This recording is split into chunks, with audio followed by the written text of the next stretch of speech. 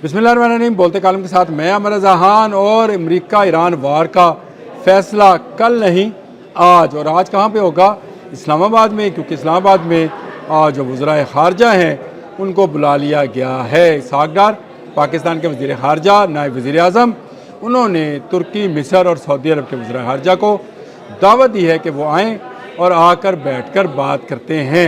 अभी तक इसका जो एजेंडा है उसमें ये चीज़ शामिल है कि जो दुनिया भर के अखबारात बता रहे हैं कि पाकिस्तान सालिसी का किरदार अदा करना चाहता है ईरान अमेरिका वार के अंदर, उस जंग के अंदर जिसमें अमेरिका को इस वक्त तक शिकस्त का सामना है और ईरान उस पर हावी है। लेकिन पाकिस्तान ये चाहता है कि दोनों तरफ से जो मुतालबात हैं वो बैन बैन यानी बराबर बराबर ही ये मामला ख़त्म हो, आपने हरमुज़ खुले और जो दुनिया का कारोबार रुका पड़ा है वो चल पड़े और दुनिया अमन का गहवारा बन जाए। ये जो कि पाकिस्तान की हमेशा से एक ही कोशिश रही है कि दुनिया में अमन हो, इसलिए पाकिस्तान कभी किसी मुल्क पर हमलावर नहीं हुआ और किसी एक इंच ज़मीन पर भी कोई दूसरा मुल्क ये नहीं कह सकता कि पाकिस्तान काबिज़ है। हाँ, पाकिस्तान ने जवाब दिया भारत को जब उसने मई में पाकिस्तान पर हमला किया।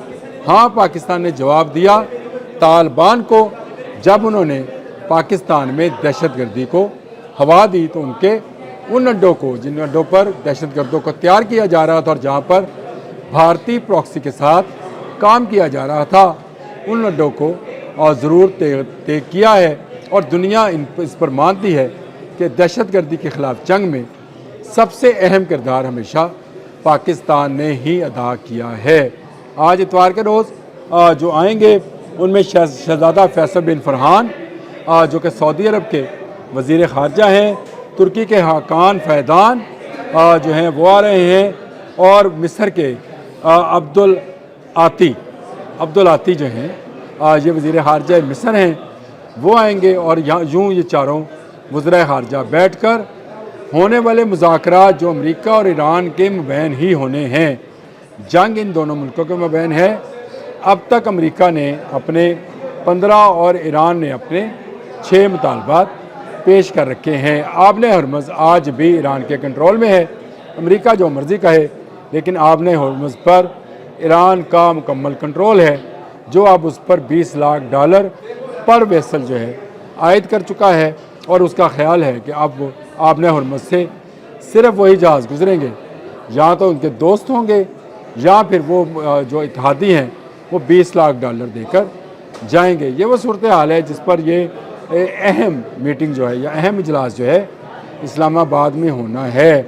29 और 30 2 दिन के लिए ये वज़ीर ख़ारजा जो हैं पाकिस्तान में हैं, और इस वक्त पूरी दुनिया की नज़रें पाकिस्तान पर हैं। एवं ही डोनाल्ड ट्रंप जो हैं बार बार पाकिस्तान का नाम नहीं ले रहे, एवं ही वो ये बात नहीं कह रहे कि पाकिस्तान इस खित्ते का सबसे अहम मुल्क है। एवं ही भारत को मिर्चें नहीं लगी हुई और उसके तजियाकार अपनी हुकूमत के ख़िलाफ़ जो है हाहाकार मचाए हुए हैं। बाकायदा जो है वो मातम कर रहे हैं मुद्दे की जो ख़ारजा पॉलिसी है उस पर, और वाह कर रहे हैं पाकिस्तान की ख़ारजा पॉलिसी पर। पाकिस्तान के फील्ड मार्शल हाफिज़ आसिम मुनीर बराह रास्त डोनाल्ड ट्रंप से जो है टेलीफोन पर बात करते हैं, और कल हफ्ते के रोज़ जो है ख़ुद बात की वज़ीर आज़म शहबाज शरीफ ने सदर मसूद पशकियान से। पता चलता है कि 1 घंटे की ये गुफ्तगू थी जिसमें मुज़ाकरात के आइंदा दौर के हवाले से बहुत सारी बातें जो हैं वो खुलकर सामने आई हैं, और बहुत सारे जो हैं निकात को ज़ेर बहस लाया गया है।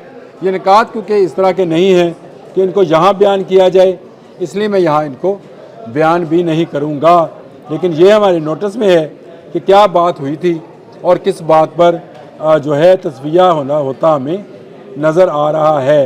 ये बड़ा अहम इस वक्त मौजू है कि दुनिया में अमन कैसे कायम होगा, पाकिस्तान इस अमन के लिए जो है क्या कुर्बानियाँ दे रहा है, और पाकिस्तान ने कैसे इन दोनों मुल्कों को जो कि आमने सामने हैं, एक दूसरे पर हमलावर हैं, किस तरह से मनाया है कि आएँ बैठें मुज़ाकरात करें और मुज़ाकरात के ज़रिए इस मसले को हल करें।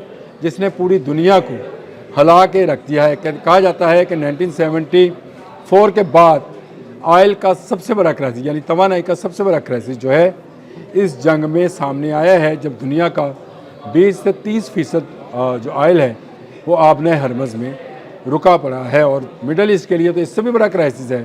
تو مڈل ایسٹ میں نہ صرف ان کا تیل نہیں جا رہا باہر بکنے کے لیے، ان کی گیس نہیں جا رہی، بلکہ ان تک کھانے پینے کا سامان اور ادویات بھی نہیں پہنچ پا رہی ہیں. وہاں سے غیر ملکی کمپنیز جو ہیں وہ باہر چلی گئی ہیں، اور یہ ان کا ایک اور معاشی نقصان ہے جس کا جو ہے وہ اس وقت بھگتان بھگت رہے ہیں. ایران اس جنگ میں جیت رہا ہے، ایران اس جنگ کو جیتے گا، یہ بات ذہن میں رکھیے گا. مذاکرات جو بھی ہوں، امریکہ جو 3-4 پروگرام لے کر ایران پر چڑھ دوڑا تھا اسرائیل کی مدد سے، وہ یہ تھے کہ رجیم چینج کی جائے گی، نہیں ہوئی. اس کا خیال تھا کہ میزائل پروگرام ختم کر دیا جائے گا، نہیں ہوا. آج جب میں آپ سے بات کر رہا ہوں، گزشتہ رات بھی میزائلوں کی بارش جاری رہی ہے.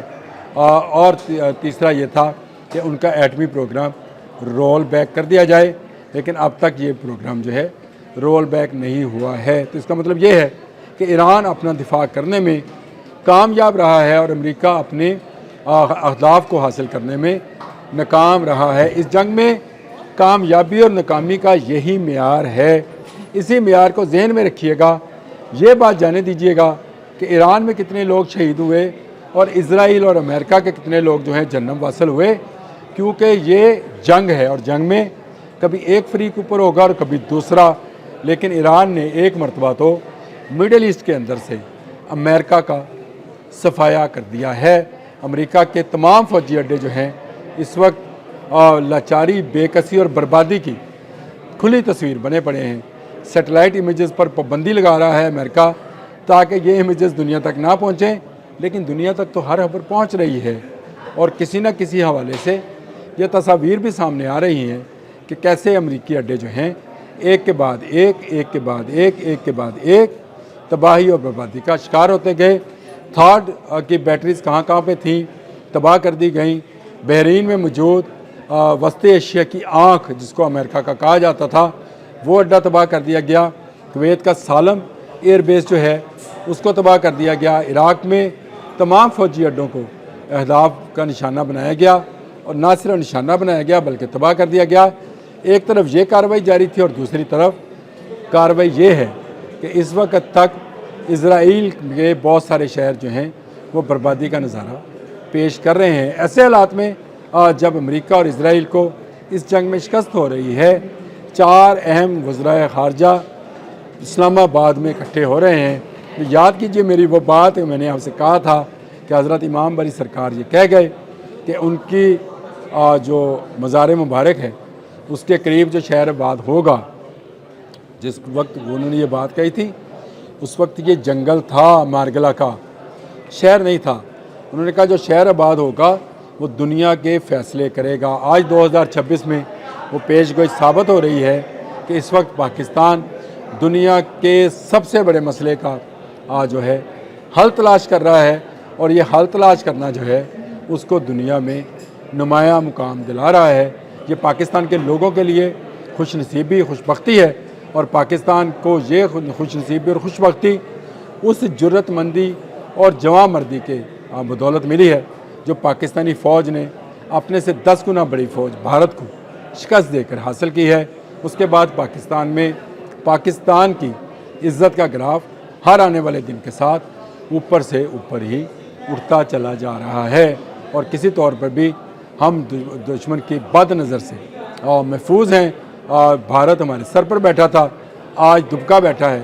بھارت ہمیں اکیلا کرنا چاہتا تھا، آج بھارت اکیلا بیٹھا ہے، جس نے جا کر اسرائیل سے ہاتھ ملایا اور اسرائیل نے ایران پر حملہ کر دیا. اس کے بعد سے جو ہے اسرائیل کے برے دن شروع ہوئے. آج اسلام آباد میں رونقیں ہیں. دنیا کے 4 بڑے اسلامی ممالک کے وزرائے خارجہ جو ہیں وہ اکٹھے ہیں اور بات کر رہے ہیں کہ اس پر دنیا کو درپیش سب سے بڑے مسئلے آبنۂ ہرمز کی بندش اور امریکہ ایران وار کے یعنی جنگ کے خاتمے کے لیے یہ کامیابی نہیں تو اور کیا ہے. اجازت دیجیے گا. اللہ حافظ.